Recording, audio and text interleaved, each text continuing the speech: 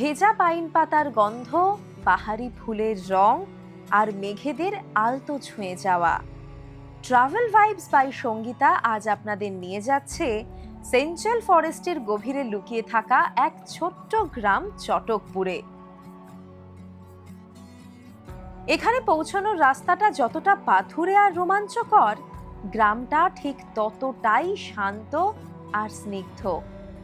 Road condition, অভয়ারণ্যের ভিতরে কি কি বিধিনিষেধ আছে, আর এখানকার সব থেকে উঁচুতে থাকা হোমস্টের অভিজ্ঞতা সমস্ত শেয়ার করব আজকের এই ব্লগে।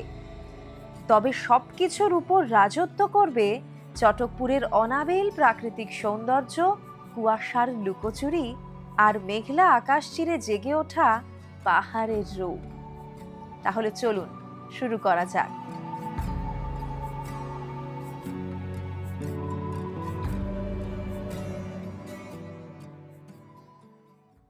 বেরিয়ে পড়লাম আবারও নতুন গন্তব্যের উদ্দেশ্যে। আজ আমাদের গন্তব্য চটকপুর। এর আগে বহুবার শুনেছি চটকপুরের কথা, আপনারাও নিশ্চয়ই শুনেছেন, তবে যাওয়া হয়নি। চলুন যাওয়া যাক, নিজেও ঘুরবো, আপনাদেরও ঘোরাবো। যাত্রা শুরু হলো রেলিং থেকে। রেলিং থেকে চটকপুরের দূরত্ব কিন্তু খুব একটা বেশি নয়, মোটামুটি 40 থেকে 45 কিলোমিটার মতো।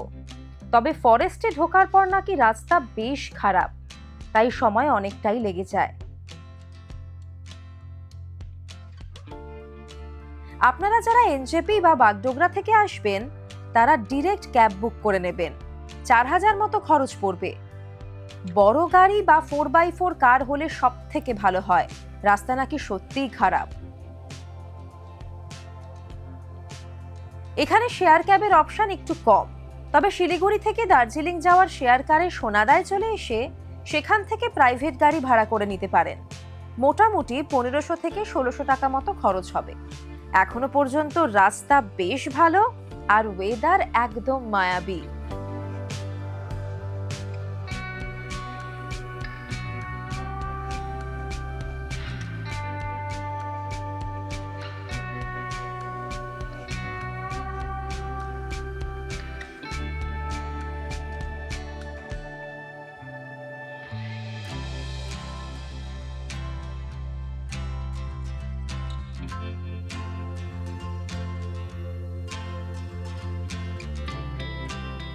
চারপাশে চা বাগান, কি অপূর্ব লাগছে দেখেছেন?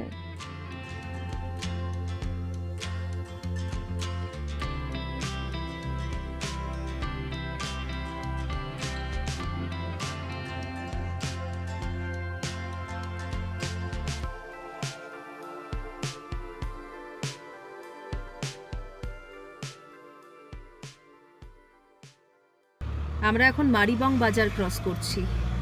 এই জায়গাটা এর আগেও এসেছি জানেন তো, তাবাকশি যাওয়ার সময় এই রাস্তা দিয়ে আমরা গেছিলাম, লাঙ্গুরদাং গেছিলাম। লাঙ্গুরদাং থেকে আমরা যখন তাবাকশি যাই তখনও এই রাস্তাটা ধরে গেছিলাম।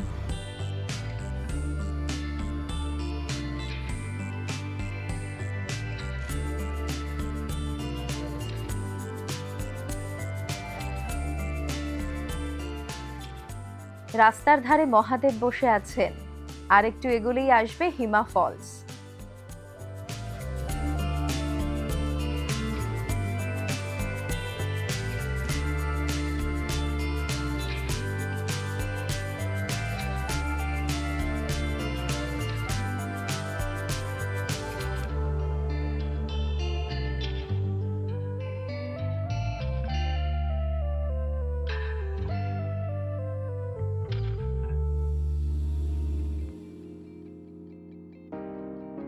আজ আমরা 3rd মাইল হয়ে চটকপুরের দিকে যাব।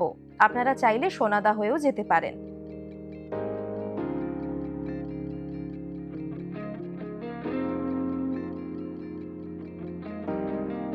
এই চেকপোস্ট থেকে জানতে চাইলো কতজন যাচ্ছি।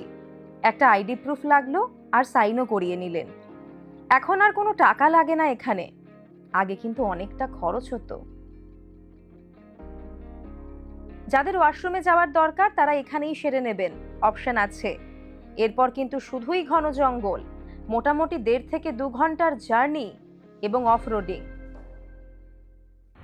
3rd মাইল থেকে আমরা এখন জঙ্গলের রাস্তায় ঢুকেছি, আর সামনেই একটা ছোট মনাস্ট্রি দেখতে পেলাম। চলুন একবার দেখে আসি গিয়ে।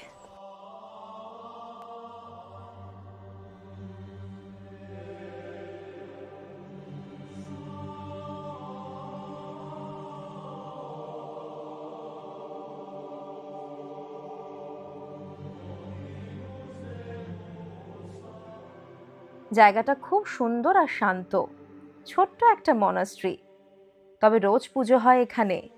মনটা একদম শান্ত হয়ে গেল এই অ্যাম্বিয়েন্সে।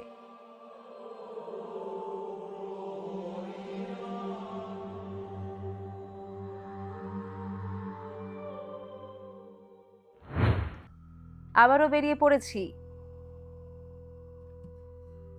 আস্তে আস্তে ঘন জঙ্গল শুরু হচ্ছে, একদম পাথুরে রাস্তা, দারুণ রোমাঞ্চকর।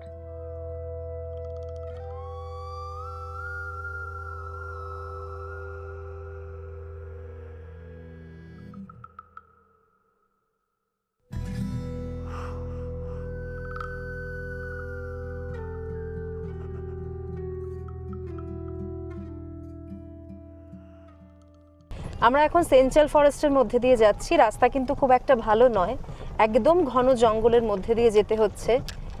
গাড়ি কতটা কাঁপছে বুঝতেই পাচ্ছেন দেখে। জুনের 15 তারিখ থেকে সেপ্টেম্বরের 15 তারিখ সমস্ত ফরেস্টই বন্ধ থাকে, এখানেও কিন্তু তার ব্যতিক্রম নয়। আর এই ফরেস্টের মধ্যে বেশ কিছু ওয়াইল্ড অ্যানিম্যালও রয়েছে। চিতা দেখা যায়, ব্ল্যাক প্যান্থার দেখা যায়, ভাল্লুকও নাকি আছে। দেখা যাক কোনো কিছুর দর্শন পাই কি না। জঙ্গলের মধ্যে দিয়ে যাচ্ছি, অ্যাম্বিয়েন্সই আলাদা। আর এই সেন্ট্রাল ফরেস্ট বলা হয় এখানে নাকি বেশ কিছু প্যারানর্মাল ঘটনাও অনেকে এক্সপিরিয়েন্স করেছেন। সেটা আমি এক্সপিরিয়েন্স করতে চাই না, জাস্ট আপনাদের জানানোর জন্য জানিয়ে রাখলাম।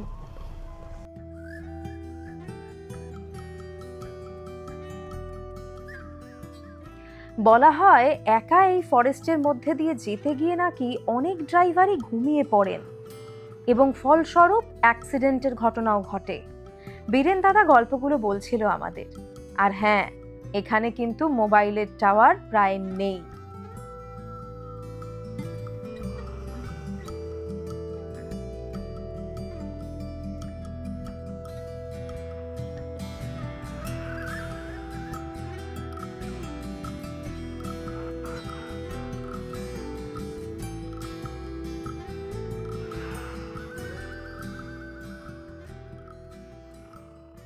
মনে হচ্ছিল রোলার কোস্টার রাইডে চড়েছি। অনেকক্ষণ জঙ্গলের মধ্যে দিয়ে আসার পর এখন একটা জায়গায় দাঁড়িয়েছি। এটা হলো একটা মিটিং পয়েন্ট। অ্যাকচুয়ালি আমরা তো 3 মাইলের দিক থেকে এলাম, আর যদি কেউ সোনাদার দিক থেকে আসেন তাহলে এইটা হলো সেই কনজাংশন যেখান থেকে এবার দুটো রাস্তা মিলে আমরা সোজা বেরিয়ে যাব চটকপুর ভিলেজের দিকে। এই জায়গাটা একটু খালি, তবে পুরোটাই এটা কিন্তু ডিপ ফরেস্টের মধ্যে। ঠান্ডা আছে, ভালো ঠান্ডা এখানে। আর মজার ব্যাপার হচ্ছে এখানেও বাইকের শব্দ শুনতে পাচ্ছি, তার মানে আশেপাশে বাইক নিয়ে কেউ আসছেন। হ্যাঁ, এই যে বাইক নিয়ে আসছেন লোকাল মানুষজন। Welcome to eco village Chatakpur, পরিষ্কার লেখা। সত্যি সত্যি রোলার কোস্টার রাইডই ছিল। মানে রাস্তাটা একেবারে ঘন জঙ্গলের মধ্যে দিয়ে আমরা যাচ্ছি। এই জঙ্গলের মধ্যে ব্ল্যাক প্যান্থার রয়েছে, চিতা রয়েছে। সবাই ভয় টয় দেখাচ্ছিলেন, কিন্তু কিছুই দেখতে পেলাম না। আপনাদের যদি লাক ভালো হয় তাহলে আপনারা হয়তো দেখতে পাবেন। এইটা হলো সেই পয়েন্ট যেখানে সোনাদার দিক থেকে এলেও আপনাকে আসতে হবে। আমরা 3 মাইলের দিক থেকে এলাম, আমরা সেদিক থেকে এলাম। এই একটা জায়গায় মিটিং পয়েন্ট, এখান থেকে আবার সোজা বেরিয়ে যেতে হবে। আর আমার পিছনে দেখতে পাচ্ছেন এটা বহু পুরনো মানে বা ছোট্ট একটা স্তূপা। দেখাই আপনাদের।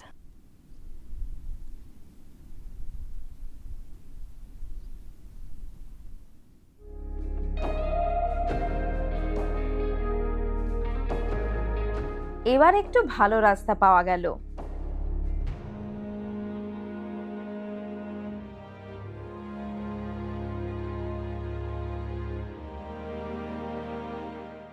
দেখতে দেখতে পৌঁছে গেলাম আমাদের আজকের গন্তব্যে।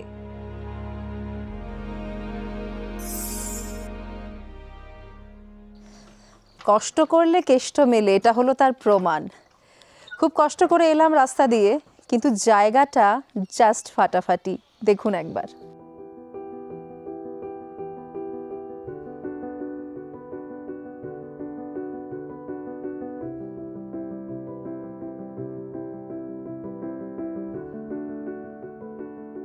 পাহাড়ের টপে ছিমছাম হোমস্টে, কোনো আড়ম্বর নেই কিন্তু শান্তি আছে। প্রথম দেখাতেই ভালো লেগে গিয়েছে আমার। এখান থেকে ভিউ তো জাস্ট অসাধারণ। আকাশ পরিষ্কার থাকলে সম্পূর্ণ কাঞ্চনজঙ্ঘার রেঞ্জটা দেখা যায় এখান থেকে।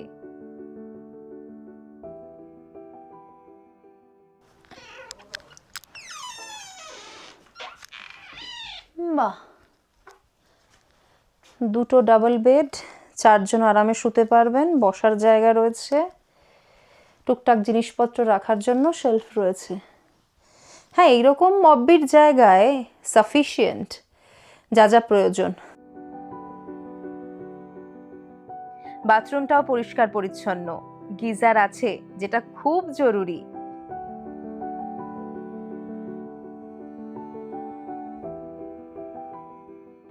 জায়গাটা ভালো লাগবে, নো ডাউট, খুব সুন্দর জায়গা। আর এখান থেকে কাঞ্চনজঙ্ঘার খুব ভালো ভিউ দেখা যায়।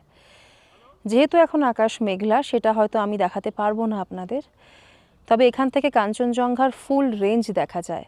মানুষ এখানে আসেন কেননা এখান থেকে টাইগার হিলের মতো কাঞ্চনজঙ্ঘা দেখা যায়। সুন্দর জায়গা, নো ডাউট। প্রচুর মানুষ এখন চটকপুরে আসেন, এখন বেশ পরিচিত একটা জায়গা। আমারই আসতে দেরি হলো। আসলে কি বলুন তো, রাস্তাটা যেহেতু একটু খারাপ, একেবারে ঘন জঙ্গলের মধ্যে দিয়ে একটু ভাঙাচোরা রাস্তা পেরিয়ে আসতে হয়, তাই অনেকে অ্যাভয়েড করেন। কিন্তু ওই যে কষ্ট করলে কেষ্ট মেলে, কষ্ট করে এলাম। অপূর্ব সুন্দর একটা জায়গা, ভালো লাগছে।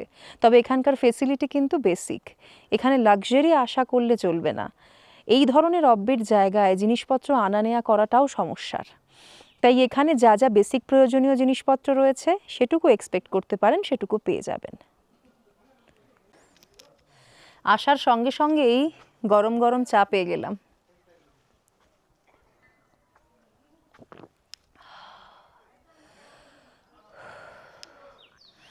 ভালো ঠান্ডা আছে। শীতকালে এখানে হালকা হালকা বরফও পাবেন, জলের পাইপে জল জমে যায়, প্রচণ্ড ঠান্ডা জায়গা।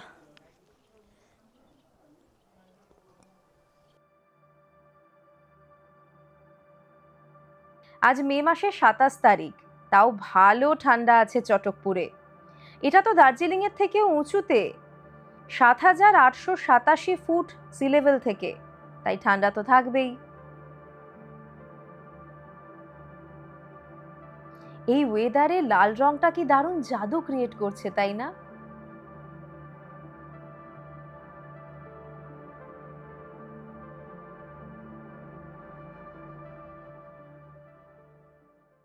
লাঞ্চ সারতে চলে এসেছি, এখন বাজে 3:30। আমাদের আসতে কিন্তু অনেকটাই সময় লেগে গেল। আসার পরেই চা খেয়েছিলাম, আর এখন লাঞ্চ করব।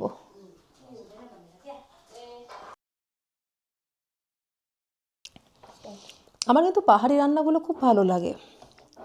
অবশ্য আপনাদের মধ্যে অনেকেই আছেন যারা পাহাড়ে এসেও বাঙালি রান্না খোঁজেন। আমার মনে হয় যেখানে যেরকম সেখানে সেরকম। পাহাড়ের মানুষরা কিন্তু এই রান্নাগুলোই বেশি ভালো করেন, বাঙালি রান্না ওনারা খুব একটা ভালো করেন না। এগুলো যেমন খুব টেস্টি, প্রত্যেকটা খাওয়ার স্বাদ লাগছে খেতে। পাহাড়ে এসে এখানকার খাওয়া ট্রাই করে দেখুন, এটা একটা ছোট্ট সাজেশন।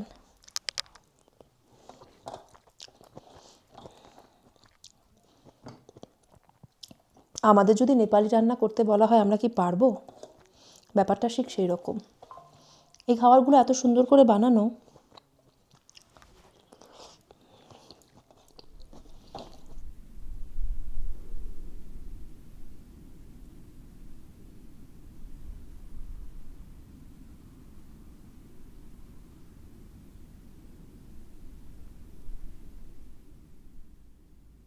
ভালো কনকনে ঠান্ডা এখানে।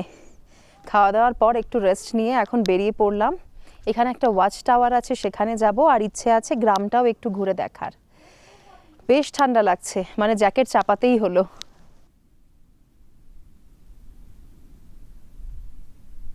ওয়াচ টাওয়ার আমাদের এই হোমস্টের একদম পাশে, খুব সামান্যই হাইক রয়েছে।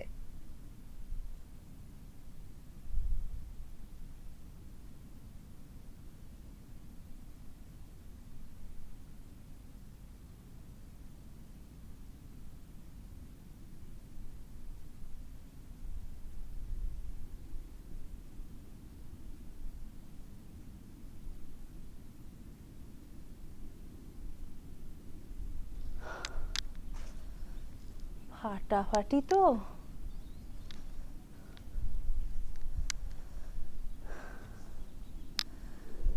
রিয়েল ওয়াচ টাওয়ার, অসাধারণ অসাধারণ, কোনো কথা হবে না।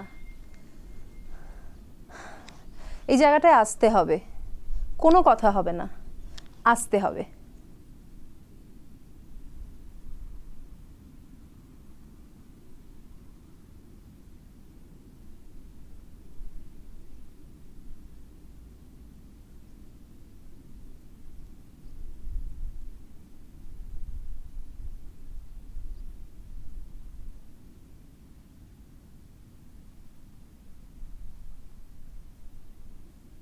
চলুন এবার এই রাস্তাটায় হেঁটে খানিকটা সামনের দিকে যাই, দেখি কি আছে। খুব সুন্দর জায়গা, একদম হিল টপ, দুদিকে ঢাল, দুদিকটাই দেখা যাচ্ছে, দুদিকের ভ্যালির ভিউটাই অসাধারণ। এটা অনেক দূর গেছে জঙ্গলের মধ্যে দিয়ে, যতটুকু পসিবল আপনাদের দেখাবো।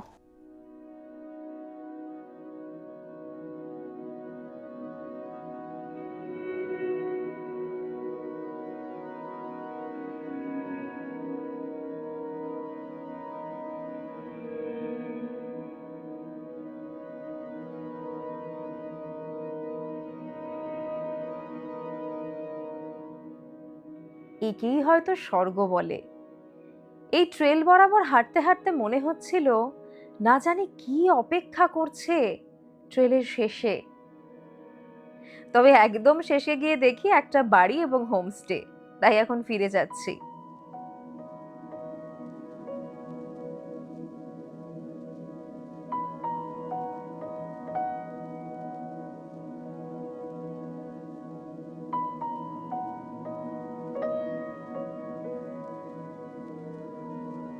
এই স্পটটা জাস্ট অসাধারণ। কি যে সুন্দর লাগছে দূর থেকে ওয়াচ টাওয়ারটা দেখতে, একবার দেখুন।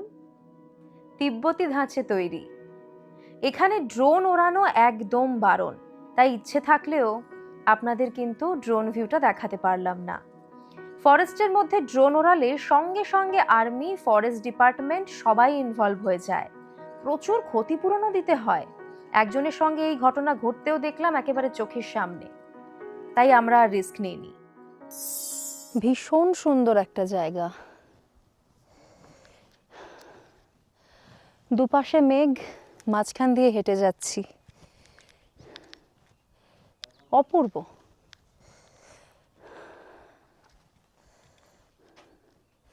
এখানে না নেচারটাই আসল, আর কিচ্ছু লাগে না। এখানটায় এসে খানিকটা সময় কাটালেই মন ঠান্ডা হয়ে যাবে।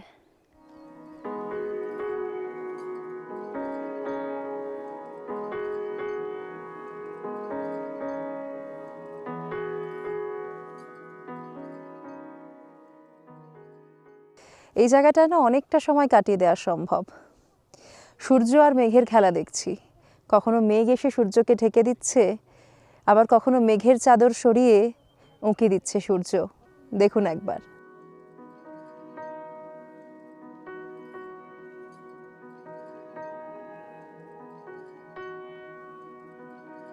এখানে প্রতিটা বাড়িতেই এখন হোমস্টে।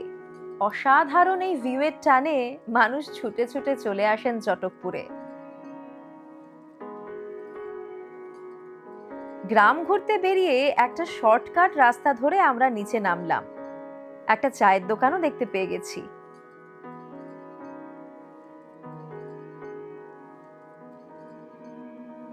আরাম করে বসে চায়ের কাপে চুমুক, সঙ্গে কনকনে ঠান্ডা আর এই দুর্দান্ত সানসেট।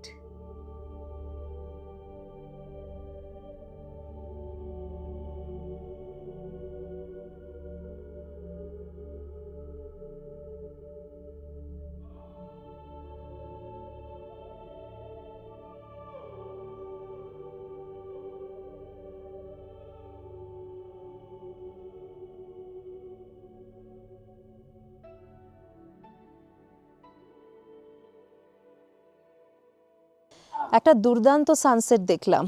চলুন এবার হোমস্টেতে ফেরা যাক। ঠান্ডা বাড়ছে, কনকনে ঠান্ডা হাওয়া দিচ্ছে। চাটা খুব ভালো ছিল এখানে।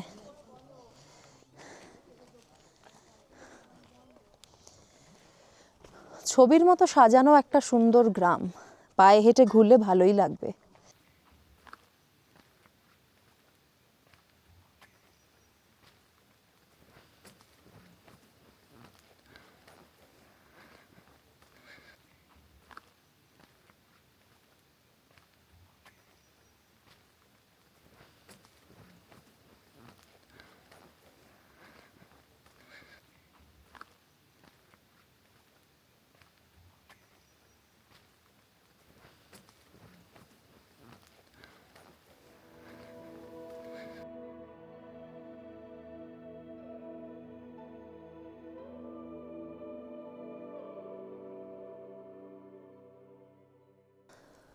বাইরে কনকনে হাওয়া দিচ্ছে, রুমে এসে একেবারে সোজাসুজি চাদরের তলায়।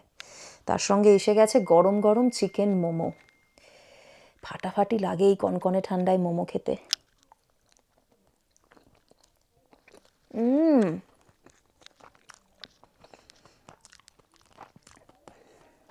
দুর্দান্ত।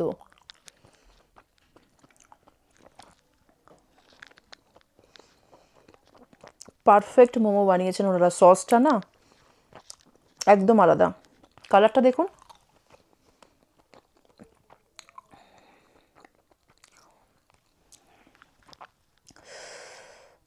ঝাল ঝাল।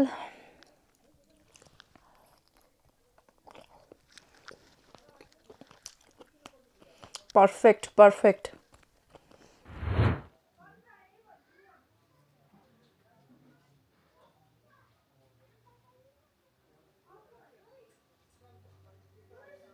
বাইরের আলোটা ঠিক আমার মন মতো হচ্ছে না, পিঙ্ক আলো, তাই মুখটাও পুরো পিঙ্ক হয়ে গেছে, আমার জ্যাকেটের কালারও চেঞ্জ হয়ে গেছে।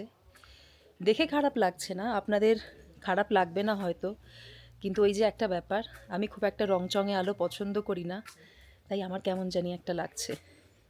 তবে ওভারঅল অ্যাম্বিয়েন্স তো ঠিকঠাকই আছে। এখন আমরা রাতের অন্ধকারে আবারও একবার ওয়াচ টাওয়ারের দিকে যাচ্ছি, একেবারে ঘুটঘুটে অন্ধকার এদিকে।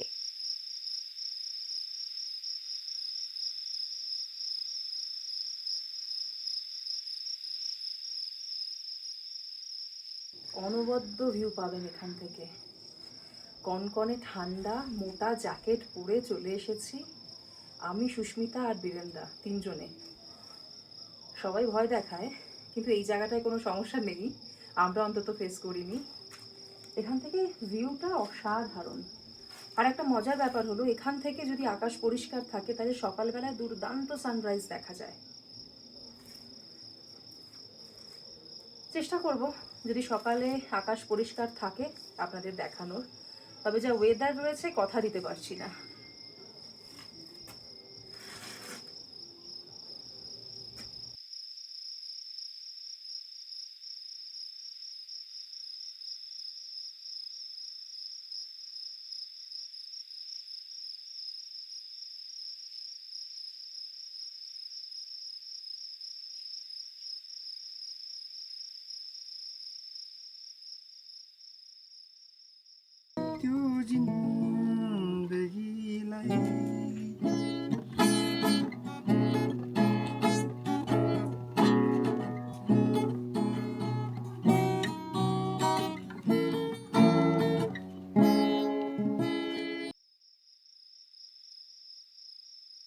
চলুন এবার আপনাদের দেখাই এখানে ঠিক কি কি বিধিনিষেধ আছে ফরেস্ট অফিসের তরফে।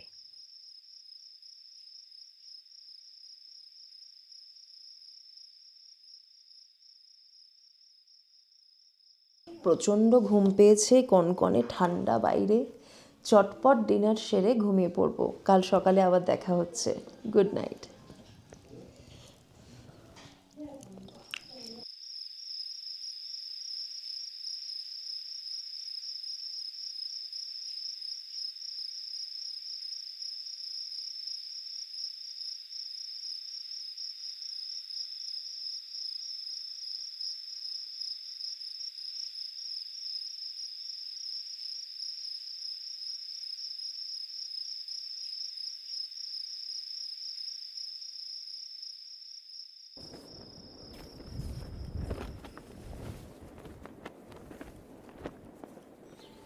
Good morning.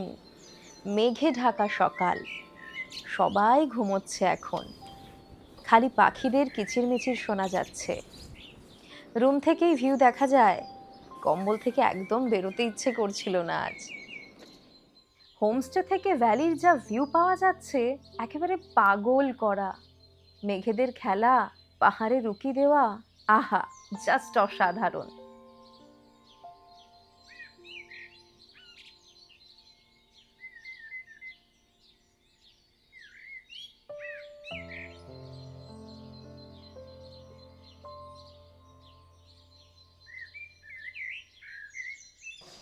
আমি রিয়েলি এক্সপেক্ট করিনি এখানে এতটা ঠান্ডা থাকবে।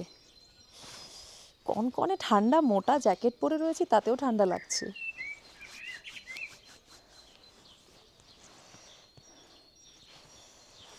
আজকে সকালবেলা ঘুম থেকে উঠে অনেকক্ষণ বসেছিলাম, বসে বাইরেটা দেখছিলাম, তখন পুরোটা মেঘে ঢাকা ছিল, এখন একটু একটু করে খুলছে। যেহেতু প্রচণ্ড মেঘলা ছিল তাই রেস্টও ভালো করে নিতে পেরেছি, একদম ফ্রেশ। আজকে একটা নতুন দিন শুরু করব।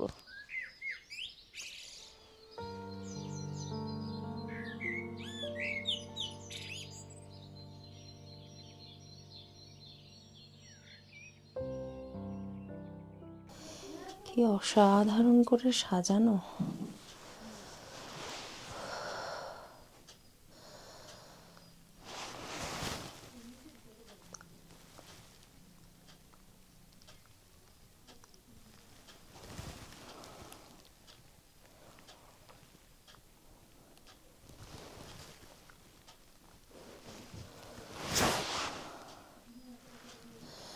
এনাদের হোমস্টের মধ্যে যে এত সুন্দর একটা জায়গা রয়েছে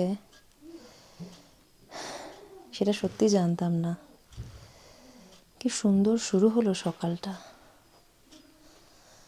আলাদাই অ্যাম্বিয়েন্স এখানে।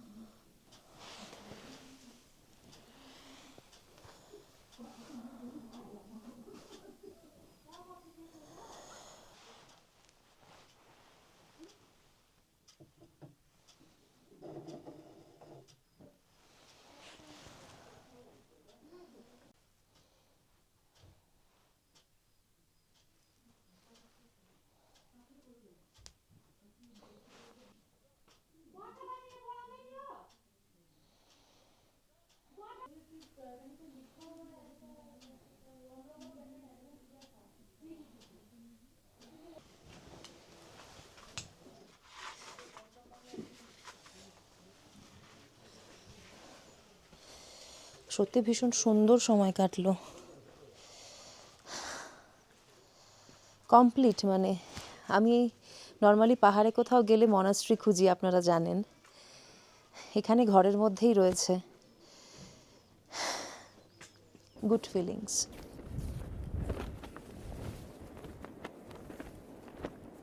সকালটা ভালো কাটলো। ঘুম থেকে ওঠার পর অনেকক্ষণ বিছানায় বসেছিলাম, বসে বসে বাইরে দেখছিলাম কখন একটু মেঘটা সরবে, এই ভ্যালিটা দেখা যাবে। তারপর আস্তে আস্তে এখন মেঘ কাটছে, ভ্যালিটা একটু একটু করে উঁকি দিচ্ছে। আর সানরাইজ দেখাও ভেবেছিলাম, সেই অপশান তো ছিলই না, প্রচণ্ড ক্লাউডি ছিল সকালবেলায় ওয়েদার, আপনারা দেখেইছেন।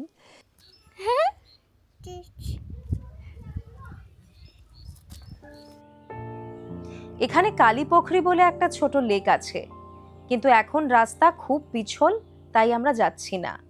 আপনারা যদি পুজোর সময় আসেন অবশ্যই দেখে নেবেন, মিস করবেন না যেন।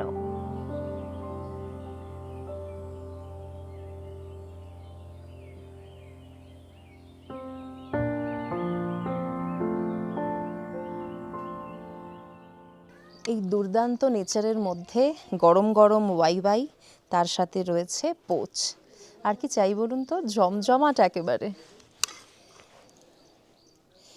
মাঝে মধ্যে অন্যরকম ব্রেকফাস্ট করতেও ভালো লাগে।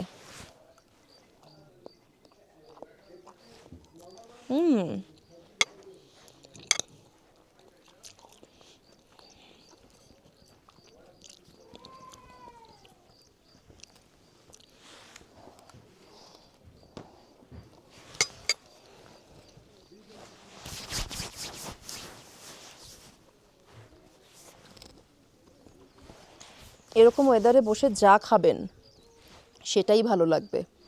তার উপর এটা বেশ ভালো বানিয়েছেন ওনারা।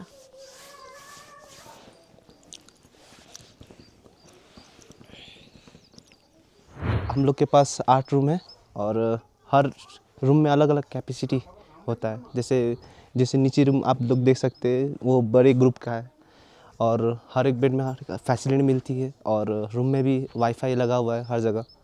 और आप लोग को लंच फूडिंग सब अलाउ यानी कि सब आप लोग प्रोवाइड किया जाएगा और वो सब आप लोग के लोगों के हिसाब से होता है। जैसे कि आप लोग बुक करना चाहते हैं 2 बंदे हैं और 1 रूम बुक करना चाहते हैं तो वो 1500 लगता है और जब बड़े ग्रुप है तो उनको 1300-1400 करके हम लोग मैनेज करके दे सकते हैं।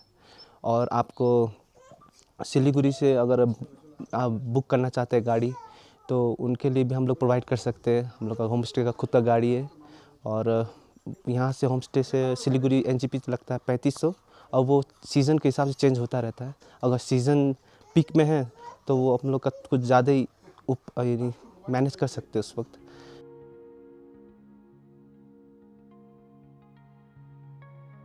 সেদিন চটকপুরকে ছেড়ে যেতে সত্যিই মন চাইছিল না, কিন্তু থেমে গেলে তো হবে না, বেরিয়ে পড়তেই হবে নতুনের সন্ধানে। আজ এখানেই বিদায় নেব আপনাদের কাছ থেকে। সবাই ভালো থাকবেন আর অবশ্যই সঙ্গে রাখবেন আমাদের। বাই।